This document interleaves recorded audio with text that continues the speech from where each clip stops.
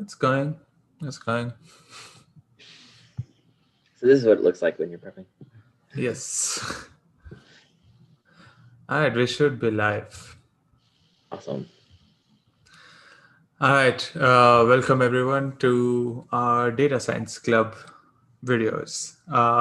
Today we are just going to continue with our advanced SQL topics that we have been discussing recently, and we'll move on to our second exercise for analytic functions. If you guys haven't seen our previous videos, I would highly recommend for you guys to go in and actually go through the first video, or actually just go through all our SQL videos and then come to this video, as this would make way more sense if you go through all those videos. So generally, I mean, if you just come to kaggle.com and go to courses, you'll see advanced SQL over there. Just click on that, and then you'll just come to this page and choose analytic functions. That's the one that we are discussing today. I've already opened this. So both the theoretical course and the exercise section. So we'll go through the theoretical section first, and then we'll come to exercises. All right, so let's see. We used a lot of aggregate functions. So that's one type of analytic function. So that's one analytic function that we have already been introduced to, or we are familiar with that. That's basically whenever we try to aggregate that, when we do group by and then we aggregate all the number of rows or number of rows that we count, that's an analytic function. And we are going to discuss some more analytic functions in this video. All right, to understand how to write analytic, we'll work with a small table. So this is the table that they are showing as an example. There are two people with ID 1 and ID 2, and this is the date on which they were training for a race and the time that they took to complete that race. So select average time over partition by ID, order by date, and rows between one preceding and current row.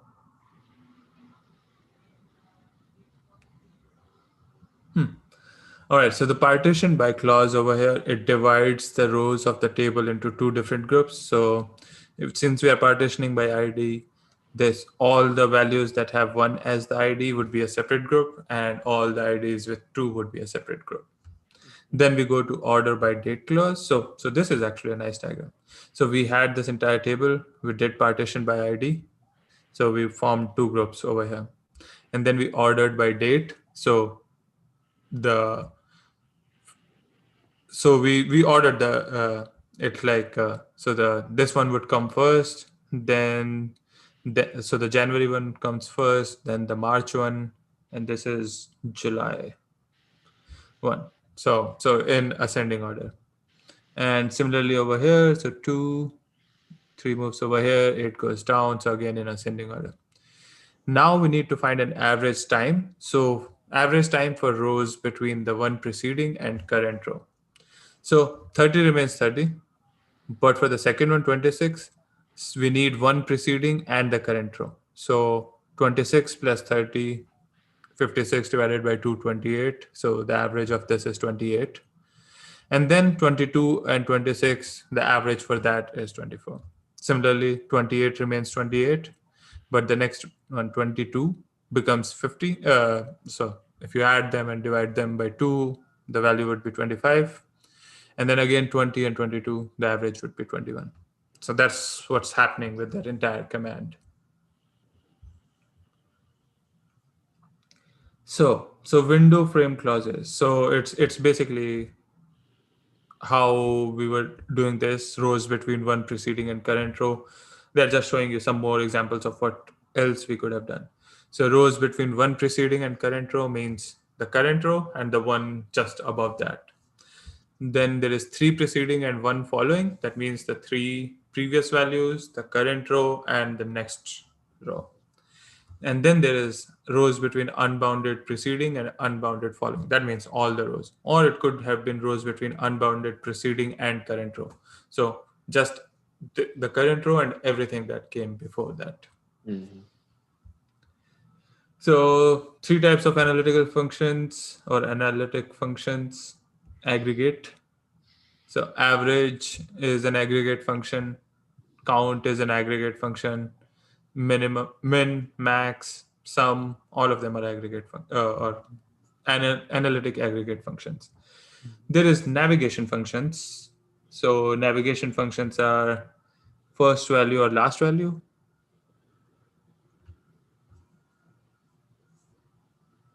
Hmm. So first value or last value. So I'm guessing in groups it would be the first value and last value. I guess whatever order it's in, it gives you the first one and the last one in Yeah, respect and of which. lead and lag returns the value on a subsequent row. So Oh, shifting. okay. Okay, yeah. So basically, this one is good to know. Mhm. This could be really useful if you are working with date, time, kind of values. Yeah, So it's a good way to compare two neighboring rows yeah, because you can create a new column that's just shifted by one, and now suddenly you can compare neighboring values. yes. And so the next one is analytic numbering functions. So row number, so returns the order in which row appears in the input, starting from one, and rank. All rows with the same values in the ordering column receive the same rank value. And this would be, I think, useful if we see it through an exercise. Mhm. So we have another example that they have provided. We'll work with the San Francisco Open Data dataset. So we will begin by reviewing the first several rows of the bike share table. So we have trip ID, duration seconds, start date, station name, station ID, end date, and end station name. And actually a lot of them. Bike number, zip code, and subscriber type. So we with strips by day as, so we are defining a new table over here, or not a table that would be there in your database, but we are just forming a new table based out of the table that are already in the database. Mhm. So with trips by day as, so we select dates from the start date, count star as number of trips. So that's basically how many trips somebody has taken in a day. From where we group by trip date, we'll extract year from start date equal to 2015. So in 2015, how many trips were taken per day? That's what Mhm. this table is giving us. And from that, we select star, comma, sum of number of trips. So just finding all the over order by trip date. So, Okay. Yeah. So we're sorting by the date of the trip, and then we're saying how many trips have we had up to this point? yeah, as That's cumulative it. trips. Yep. So it's All right. in pandas or something. It might be a cum sum.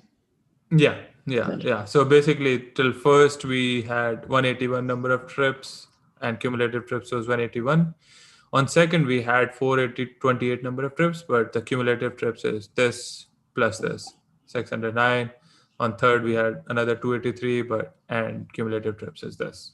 Yep. Cool.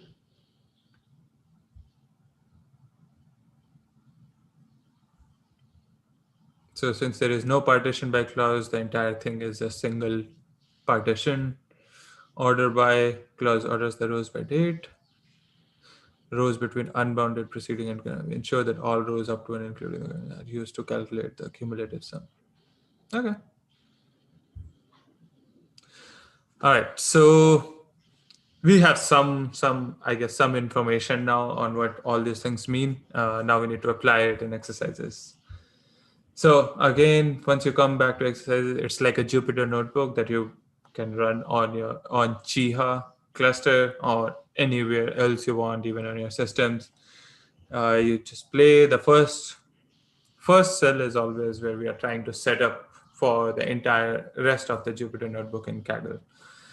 This sets up all the hints or solutions that you see. Also, it sets up so that if you do anything wrong in while actually making changes over here, it will tell you that whatever value you have gotten is incorrect, or whatever you have tried to make, whatever changes you have made are incorrect. All right, so the following code cell fetches the taxi trips table from the Chicago taxi trips dataset. And we'll be seeing the first 5 rows of the table. I don't think we have to do anything over here. It's already done for us.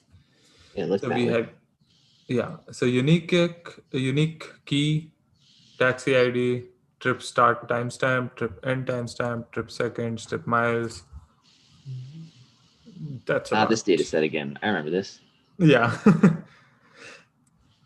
So how can you predict the demand for taxis? Say you work for a taxi company and you're interested in predicting the demand for taxis. I'm just going through this because a few times in our last couple of videos, it has become important to read it really carefully what they're asking for. So towards this goal, you'd like to create a plot that shows a rolling average of the daily number of taxi trips. Amend the query below to return a data frame with 2 columns. One is trip date and average number of trips. Okay. So we want 2 years worth of data, it looks like. All of Yeah. 2016 and all of 2017. Okay, so with trips by day, so we have already got the first section done. Mm-hmm. We just need to write our analytic function. Yeah. So we have trip date already there. So count is here, and we need to find it by preceding 15 days and the following 15 days. As the days fit within the 2-year time frame.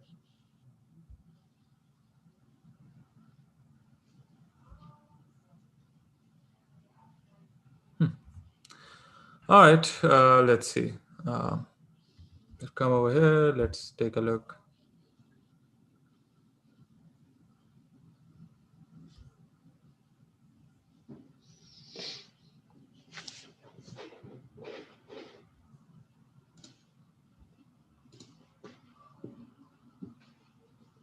So do we need to partition? I don't think we need to partition, right? No, it just looks like we need to sort by date. Yeah. So select trip date, comma, average number of trips.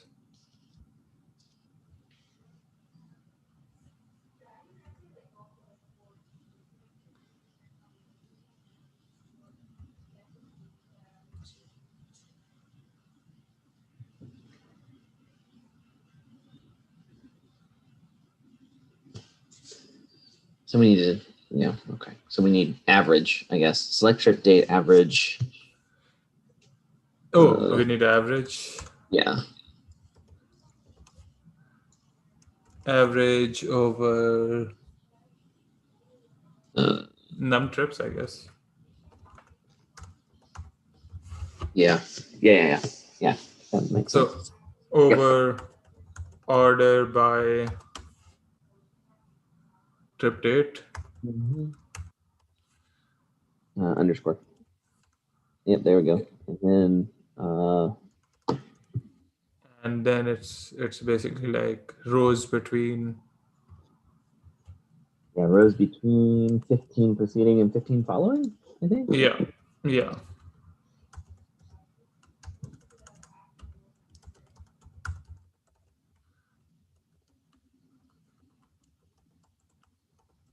So we've got a window of size 31 around each date. Yeah. Symmetric. Okay, cool. Yeah, and technically, so it does ask us that if the current date is January 5th, we only take the last 4 days. But I think that should be done over here. Based on what we're seeing, that's the default value. I think that's the default behavior. Otherwise, what are they going to do? All right, you don't have a valid query yet. Try again. Oh no, typos.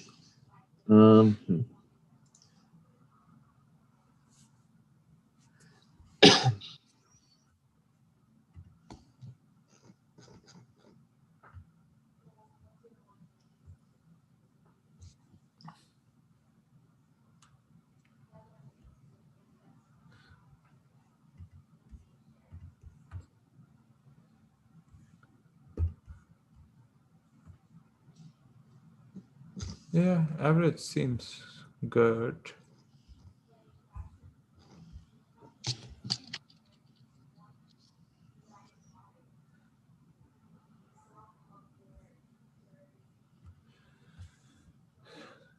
$15 preceding and 15 following. How do we calculate that? Does the 1%. average take an argument or? Oh, maybe Oh, it does. average I don't know. time. No. I'm not sure.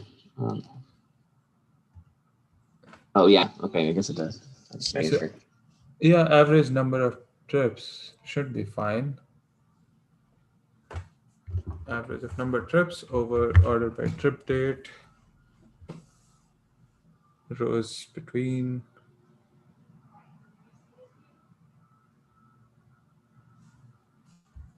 Oh, between is missing an E. Oh, that would do it. That hopefully did it. Average number of trips. All right. Yeah, yeah. So this typos can be a real issue. Yeah, especially since it doesn't tell you where. Yeah. All right. So can you separate and order trips by community area? So the query below returns a data frame with 3 columns from the table: pickup community area, trip start timestamp, and trip end timestamp. Okay. Amend the query to return an additional column called trip number, which shows the orders in which.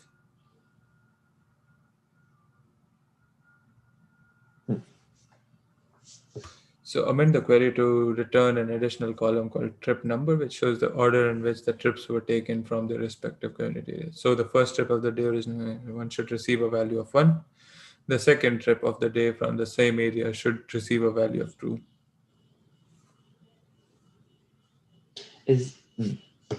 That would be the row function, right? So they ask us to use the rank. Oh, rank function. Okay. I was gonna say it's either that or the row function. Yeah. So select pickup community area, trip start timestamp, trip end timestamp. All right. So we need to rank something over something else. Yeah. So the first trip of the day originating from community area one should receive. It sounds like we partition by pickup community area. Yeah. Do they have a rank over here? No. No. I can't imagine it's much different than what we're Yeah, doing. I think so. I think we just need to find just the value that we want. So the second trip of the day from the same area should receive a value of 2.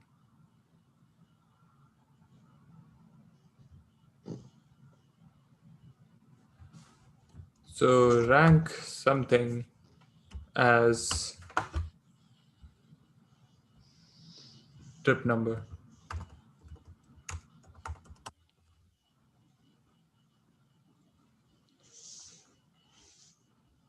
And this is the table. Miles unique. Or we might have to order by, Start timestamp. I think so. Oh yeah, because the first trip, the second trip is 2, third trip is 3. Yeah, so it makes sense. So that would be what we wanted to.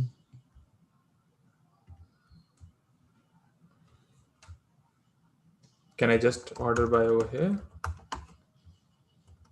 No, I think we need to put it in an over clause somewhere. How do we do it? Okay.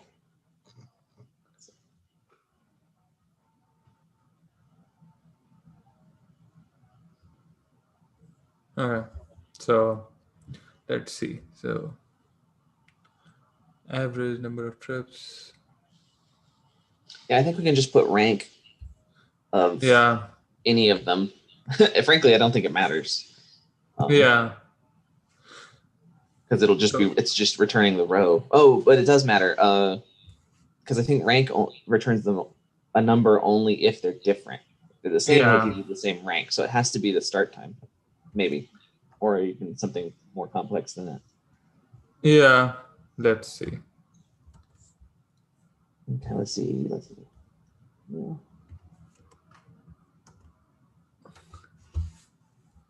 So we order by Start timestamp. Trip start timestamp.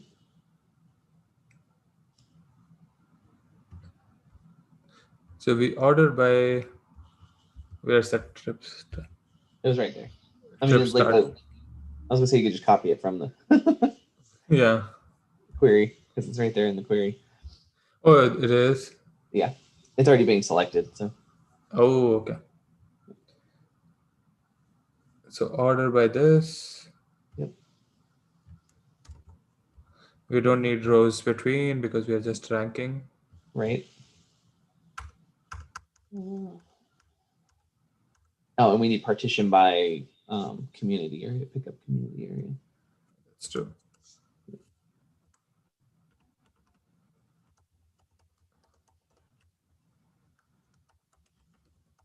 Partition by pickup community.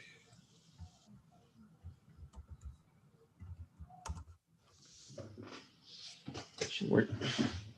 And then we got a rank. Good question. Because I think there's going to be a lot of duplicates. So it's not clear what we're going to rank by. Maybe rank. Can we rank star? Maybe. Let's try that. I mean, it's worth a shot. You only need a space between the parentheses and as trip number. Oh, here? Yeah. And there may be more, but I saw that one. No? Okay. Let's see. Is there a trip ID? Oh, yeah, that's a good point. Maybe we have to. Or unique key? Yeah, unique key. That would do it. I'm worth a shot. So rank. Where is it?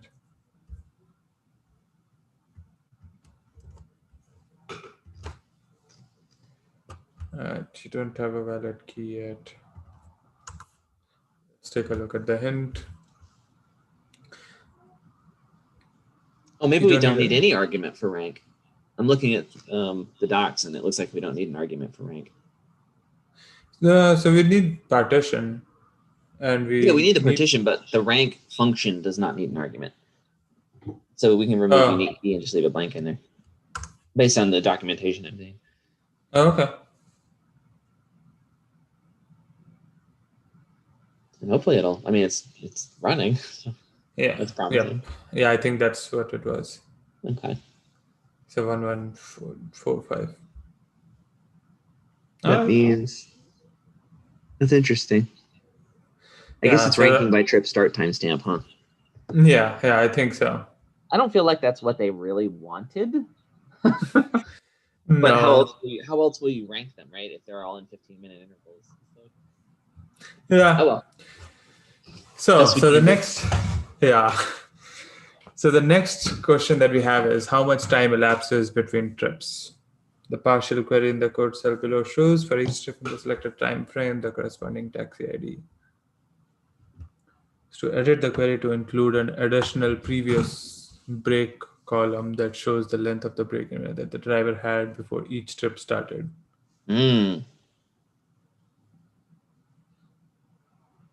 This is almost exactly the problem my girlfriend was having yesterday. So it's good that we're doing this. So partition the calculation by taxi ID and order the results within each partition by trip start timestamp. And then we need to have the difference between the preceding and the current row. Okay. So we have the select taxi ID, trip start timestamp, trip end start timestamp, timestamp underscore diff.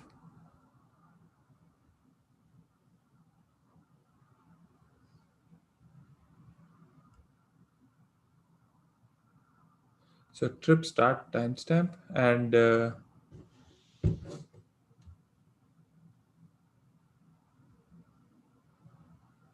we're going to need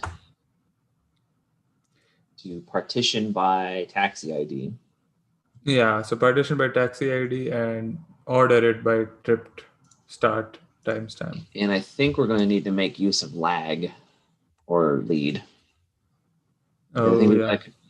got to compare one start time to the previous end time. So that would be lag.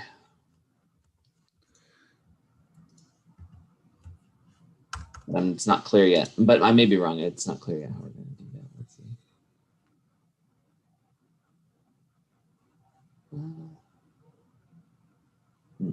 Why don't we start with what they've got? We can definitely fill in those, and then it's not clear what the lag's going to do for us exactly. We can try it.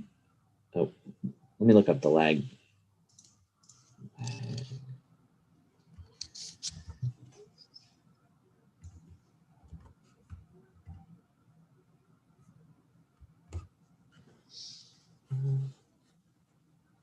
So it takes 3 arguments: value expression on the preceding row, an offset, which is which previous row, default value 1, right, the previous row, and then default expression if there's a null or negative.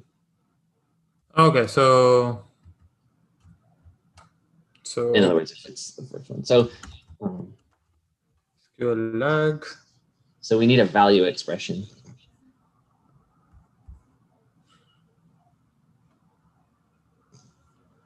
So the return value of the previous row based on a specified offset. Oh, so that would just be, wouldn't that just be end time minus start time or something?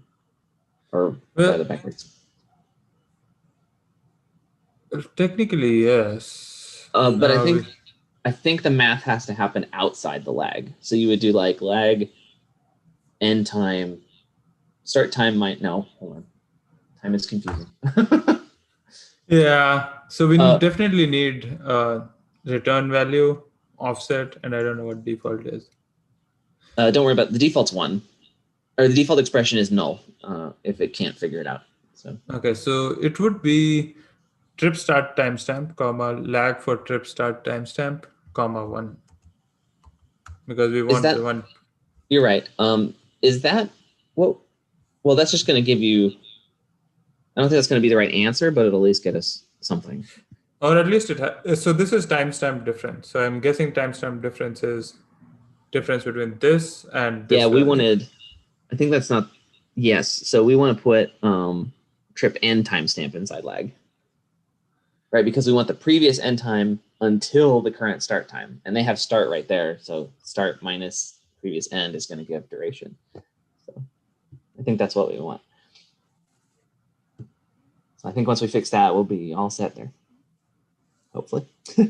Yeah. Oh, yes. There we go. All right. So previous break, 45 minutes. Yep. And that makes sense because look at the end time is 0:45 and then the next one is 1:30. Yeah. So there you go. All right. So that was analytic functions. I hope you guys had fun. I had fun just trying to figure everything out over here. Yeah, that's a whole new world of stuff you can do with SQL queries now. That's really cool. Yeah. I this is fun, and like I've mentioned multiple times before, that if you guys are really interested in doing data science, then sooner rather than later you guys are going to confront data sets that are in databases rather than just CSV files. Because especially in industry. Yes, outside academia especially. Yeah, because real data is vast. So most probably they will have. And the relationships between pieces of data are more intricate than just one, table or one hierarchy. So. Yeah. So this all the videos that we have till now should be really helpful to you guys, and it's actually helpful to us as well. While we are doing it, it becomes apparent some of the things that we can do with, I guess, databases. So, all right, until next time, I think it has been about 35 minutes since we've been doing this video. So, right. All right. All right. Thank you guys for joining in. Yeah, definitely drop in comments or drop by our office hours if you guys have any questions or queries. If you guys have been taking our data science course, make sure that you guys come to our office hours to show us your work so that you guys can get credit for that. And we'll see you guys next week. Bye. Bye, everyone.